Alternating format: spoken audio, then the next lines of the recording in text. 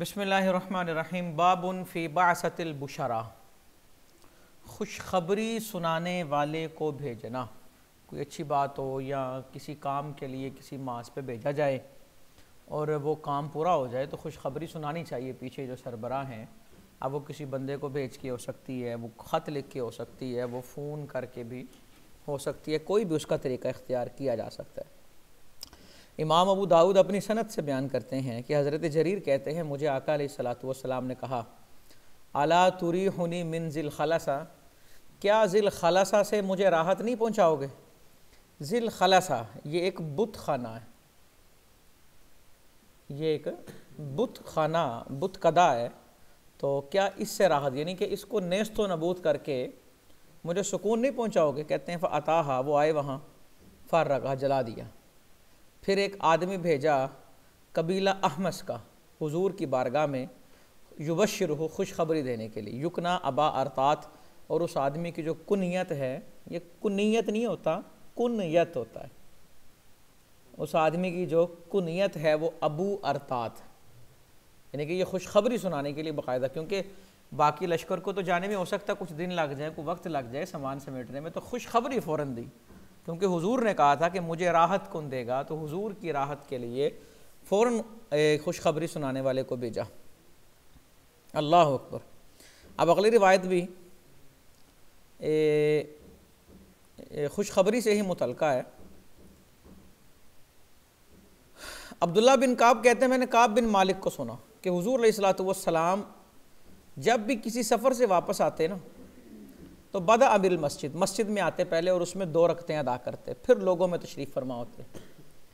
अच्छा, वक़स्सा इब्न सरही अल-हद, इब्न सरा ने सारी हदीस बयान की और आगे चल के कहा कि नहा रसूलुल्लाह सल्लल्लाहु अलैहि वसल्लम अल मुस्लिमीन अन कलामिना, यानी कि काब बिन मालिक कहते हैं, हुजूर ने हम 3 लोगों से तमाम मुसलमान को कलाम करने से रोक दिया, तमाम मुसलमानों को कलाम करने से रोक दिया। ग़ज़वे तबूक की बात है, ये बग़ैर किसी उज़र के ये 3 अहबाब थे जो उसमें शरीक नहीं हुए। तो हुजूर अलैहिस्सलातु वस्सलाम ने तमाम को, हत्ता के इनकी बीवियाँ अलहदा हो गई इनसे, कि हुजूर ने मना किया कलाम नहीं करना, तो कोई इनसे कलाम नहीं था करता। फिर इनके बारे में माफ़ी नाजिल हुई, यानी कि इन पर ज़मीन तंग हो गई तो माफ़ी नाजिल हुई। अल्लाह रब्बुल, फिर इन्हें एक खुशखबरी सुनाने वाले ने आगे खुशखबरी सुनाई, मुबारक हो तुम्हें माफ़ी, क्योंकि इन्होंने ना मुनाफिकों की तरह हीले बहाने नहीं बनाए, जी वो ये हो गया, वो ये हो गया। इन्होंने डायरेक्ट अपनी कोताही का एतराफ़ किया और कहा, जी हमसे गलती हुई है, ये हमारी कोताही है। तो अगर कोई ऐसा काम सरजद हो जाए तो उसमें हीले बहाने की बजाय अपनी कोताही का एतराफ़ करना चाहिए, फिर माफ़ी जो है वो मिल जाती है। अच्छा, वो कहते हैं 3 लोगों से ना यूह सलासा हत्ता इज़ा ताला अलैया तसव्वर तो जिदारा हाइत अबी कतादा, कहते हैं यानी कि ये चीज़ हम पर तवालत इख्तियार कर गई मुझ पे। कहते हैं मैंने एक दिन अबू कतादा के बाग की दीवार फलांगी, वह इब्न अम्मी, मेरे कज़न है ये, और मैंने सलाम किया। कहते हैं अल्लाह की कसम मेरे सलाम का जवाब नहीं दिया।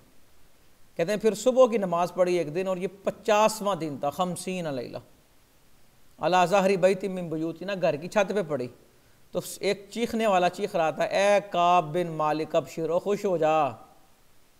कहते हैं जब वो आया मेरे पास तो मैंने उसकी आवाज़ सुनी, वो मुझे खुशखबरी दे रहा था। तो फिर मैंने क्या किया, ए नज़ाअतु लहू सौबैया, मैंने अपने दोनों कपड़े उसको दे दिए, फ़कसौतु, उसको पहना दिए, यानी कि उसको जो खुशखबरी सुनाई उसको इनाम भी देना चाहिए। कहते हैं ना हमारे यहाँ कहते हैं कि तेरे मुँह में घी शक्कर, ये पहला इनाम होता है जो दिया जाता है, कि वो अच्छी बात कहना भी तो इनाम है ना। अल्लाहु अकबर। कहते मैंने उसको पहना दिया। मैं आया मस्जिद में तो हुजूर अलैहिस्सलातु वस्सलाम तशरीफ़ फरमा थे, तो तलहा बिन उबैदुल्लाह वो खड़े हुए मेरे पास और उन्होंने मुझसे मुसाफ़ा किया, मुबारकबाद दी और मिले, यानी कि पहले मुझे मिल कोई नहीं था रहा और अब ख़ुद मुझे मिल रहे हैं और मेरे साथ उन्होंने मुसाफ़ा भी किया। फ़ी सुजूद शुक्री, सजदा शुक्र, कोई भी खुशखबरी आए तो अल्लाह रब्बुल इज़्ज़त की बारगाह में सर बसुजूद होना चाहिए, तो इससे इंसान की आजिज़ी का इजहार होता है। समझ आई। ये जो तुर्की के अंदर नीली मस्जिद जब बनाई गई थी, नीली मस्जिद जो है ब्लू मॉस्क, तो इसके अंदर बादशाह के जहाँ से मस्जिद में दाखिल होने का रास्ता था ना, वहाँ एक चेन हैंग की गई कि बादशाह जब भी यहाँ से गुजरेगा तो सर झुका के गुजरना पड़ेगा, और साथ ये नीयत शामिल की गई कि रब के हुजूर आते हुए सर झुके होने चाहिए, सर बुलंद। चेन लगाने का मकसद ये था कि ये हो ही नहीं सकता जनाब गलती से सर खड़ा हो गया, क्योंकि सर खड़ा होगा तो सर बजेगा, तो वहाँ से सर झुका के गुजरना पड़ता है। आका अलैहिस्सलातु वस्सलाम के पास जब कोई अम्र सुरूरिन, खुशी की बात आती या ऐसी बात बुश्रा बिही, जिसके साथ आपको खुशखबरी दी जाती, तो हुजूर क्या करते थे, खर्रा साजिदन शाकिरन लिल्लाह, सजदे में तशरीफ़ लाते अल्लाह का शुक्र अदा करने के लिए। क्या करने के लिए? अल्लाह का शुक्र अदा करने के लिए। तो ये सजदा शुक्र जो है ये बहुत अच्छी चीज़ है। बाद लोग वजह ढूंढ रहे होते हैं जी किस वजह से शुक्र करें, और कीड़े निकाल रहे होते हैं नेमतों में भी। तो ये याद रखें, अल्लाह रब्बुल इज़्ज़त की नेमत की जब तो इनकी जाती है वो नेमत वापस ले लेता है। समझ आई ना बात? हज़रत जुनैद बगदादी रहमतुल्लाहि ताला अलैह से पूछा नेमत का शुक्र क्या है, तो आप फरमाने लगे अपने आप को नेमत के काबिल ना समझना, ये नेमत का शुक्र है। बच्चे होते हैं ना, तो माँ बाप कहते हैं तुसी साढ़े लिए कीता की, फीसां दीतियां वो तो साडा हक सी, रोटी खुआई वो तो हक सी, कीता की जे। ये जब हक समझ लेते हैं ना, ये बात ख़राब होती है। समझ आई बात? तो अब्बा जी फिर उसको समझाएं बेटा ये बालिग होने के बाद हक ख़त्म हो जाता है, फिर ये मामला है और ये मामला है। तो इंसान, हज़रत इब्राहीम अलैहिस्सलाम ने अल्लाह रब्बुल इज़्ज़त से अर्ज़ किया अल्लाह तेरा शुक्र अदा करना भी एक नेमत है, शुक्र अदा करना भी नेमत है, फिर उसका शुक्र अदा करूँ फिर नेमत है। अल्लाह एक नेमत का ही शुक्र अदा करता रहूँ तो मुसलसल ज़बान मेरी शाकिर रहे तो शुक्र अदा नहीं हो सकता, तो किस तरह मैं तेरा शाकिर बनूँगा। अल्लाह ने फरमाया इब्राहीम जिस बंदे को ये मारिफत हो गई कि वो मेरा शुक्र अदा करने से कासिर है तो यही मेरा शुक्र है। हाँ, देखिए जी,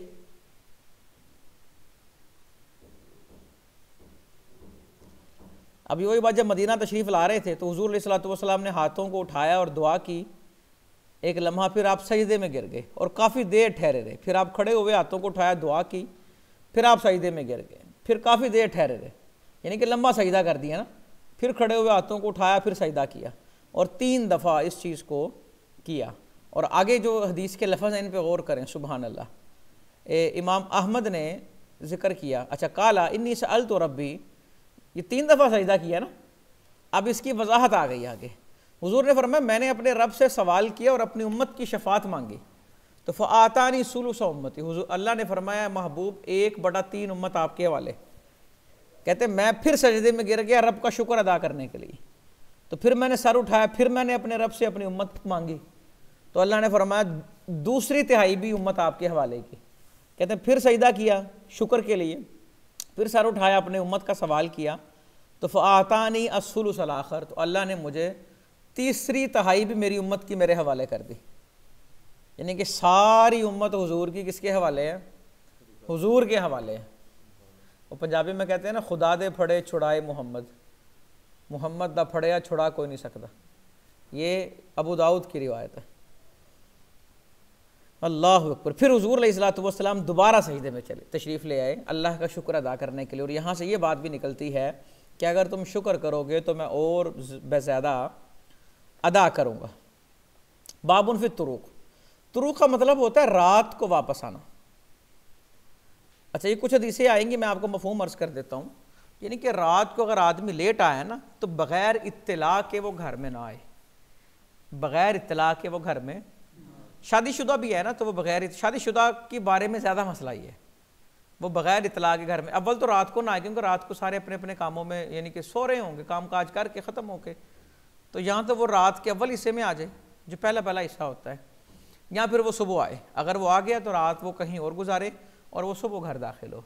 लेकिन अगर वो घर जाना चाहता है तो उसके लिए हुक्म ये है कि पहले वो घर इत्तला करे, मैं आ रहा हूँ, मैं पहुँचने वाला हूँ और इतने बजे पहुँचूँगा। अब तो बड़ा जदीद दौर है ना, फ़ोन करके बताते, लेकिन अगर फ़ोन पर रब्ता नहीं होता तो वो घर में अगर आ गया, घर बहुत बड़ा है, तो वो फिर अपने बीवी के पास जाने से पहले उसको मुत्तले कर दे अगर वो जाग रही है, नहीं तो फिर वो ड्राइंग रूम में या कहीं और सो जाए।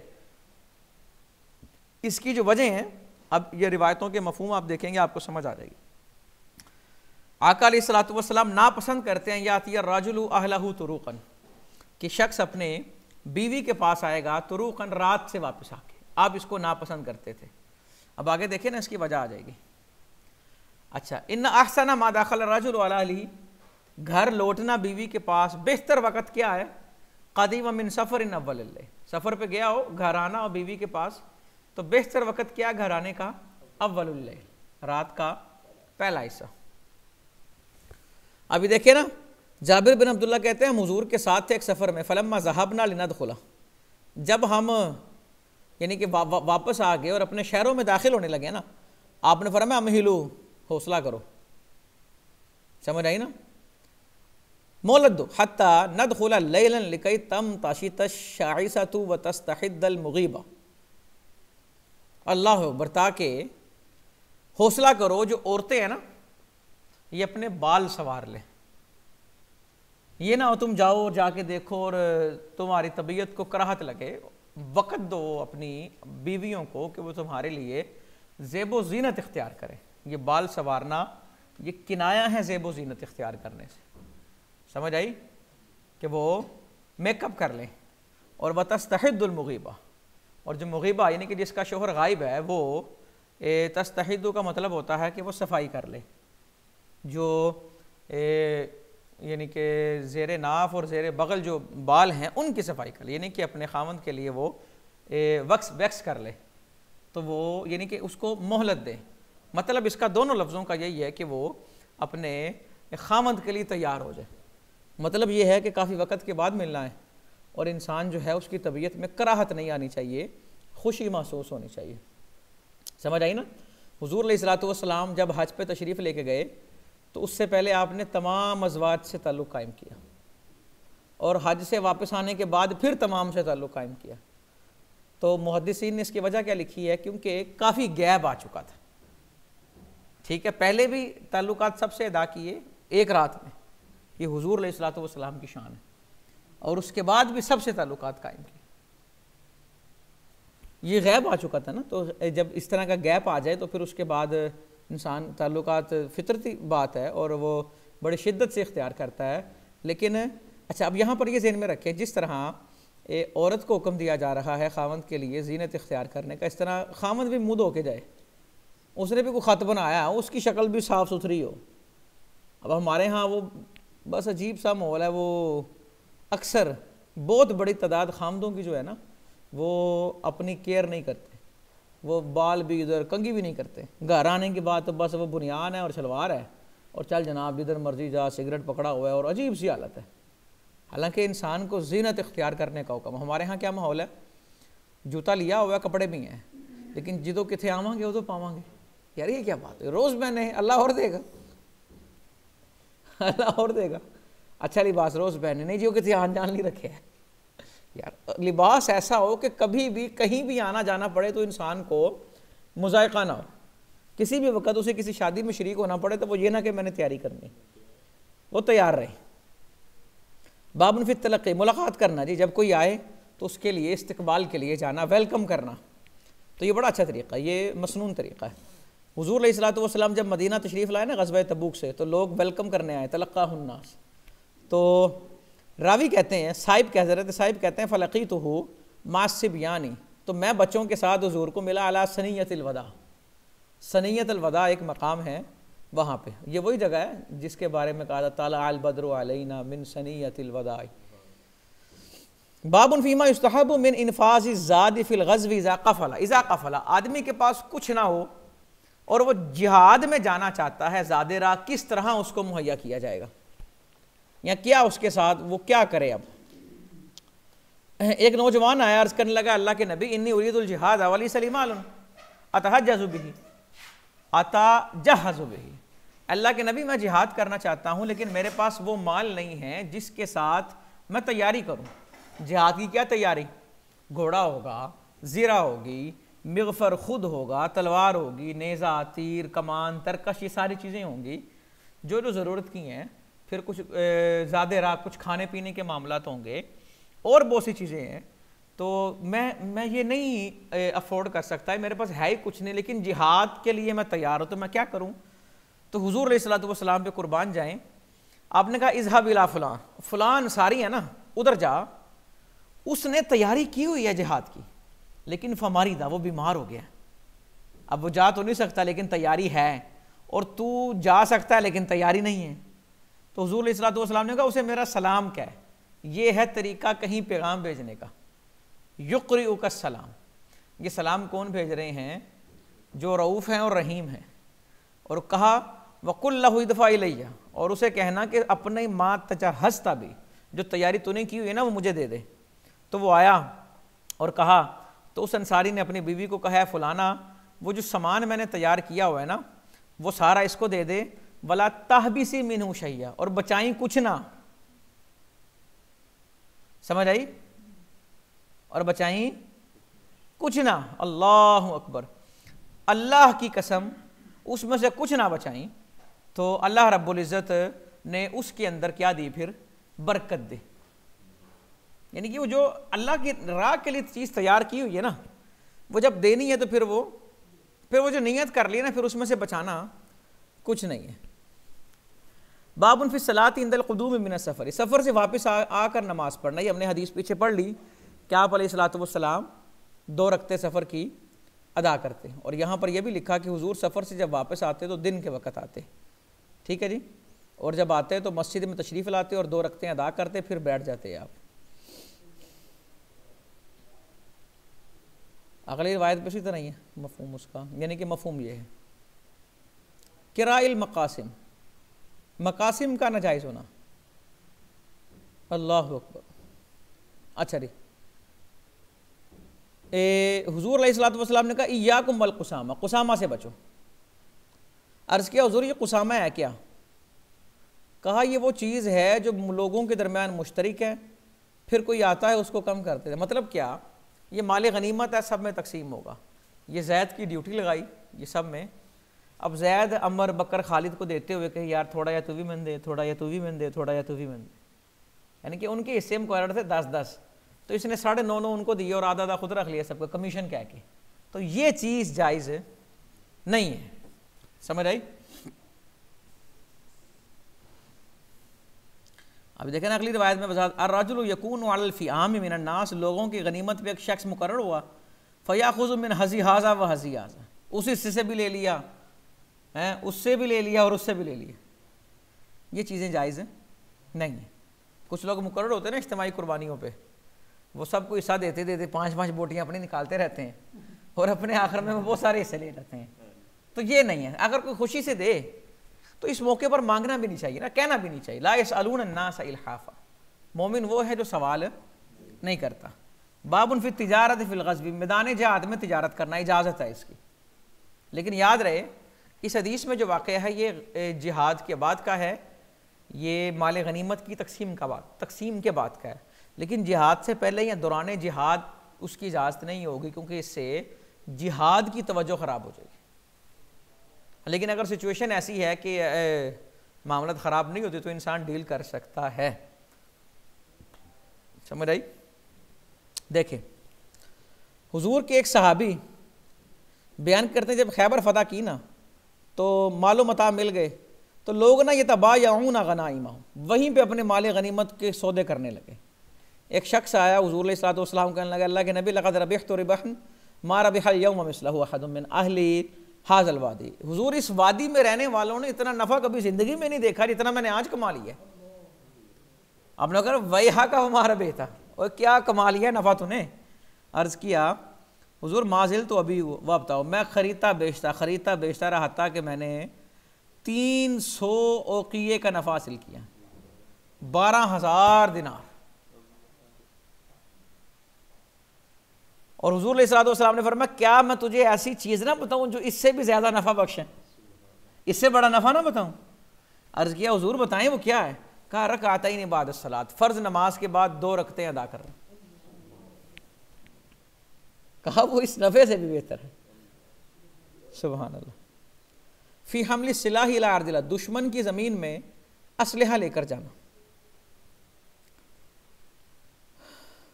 एक शख्स हुजूर के पास आया, वो कहते हैं रावी वो खुद बयान करने हदीस बयान करने वाले कहते हैं मैं हुजूर के पास आया, बदर से ना फारिग हो चुके थे, इब्नी फारसिन, घोड़े का एक बच्चा था जिसको कहते थे करहा, मैंने अर्ज़ किया अल्लाह के नबी, मैं आपके पास ये करहा लेके आया हूँ ताकि आप इससे ले लें, यानी कि बेचना चाहता हूँ। आपने फरमाया मुझे ज़रूरत ही नहीं है। हाँ, अगर तू को बदर की को ज़रा बेचना चाहता है ना, तो मैं उसके बारे में सोच लेता हूँ, वो बेच दे। तो वो कहने लगा नहीं, मैंने वो ज़रा तो नहीं बेचनी, तो वो ज़रा जो है ना, वो तो मैं एक घोड़े के बदले में नहीं बेचूंगी, तो घोड़े का बच्चा है।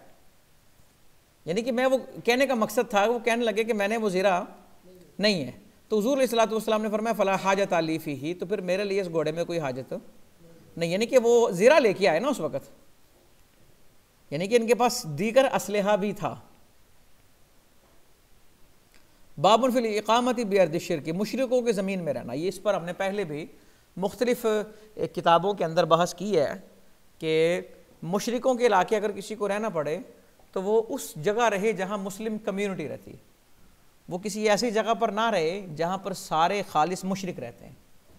ठीक है, खुदा न खास्ता अगर कोई हादसा पेश आएगा तो वो किन में उठेगा, उसका कफन दफन। और कई लोग तो ऐसे जाते हैं, वो कसदन मुशरिकों में रहते हैं और उनका हुलिया, उनके त्यौहार, उनके खाने बनाते हैं ताकि ये जनाब मुझे अपना समझें। तो मन तशब्बह बिक़ौमिन फ़हुवा मिनहुम। देखें, हुज़ूर अलैहिस्सलातु वस्सलाम ने फरमाया मन जामा अल मुशरिका, ये मुशरिकों के साथ जिसने मुलाकात रखी, वसकनमा, और उनके साथ रहा, फ़इन्नहु मिस्लुहु, तो वो उन्हीं की मिसल है।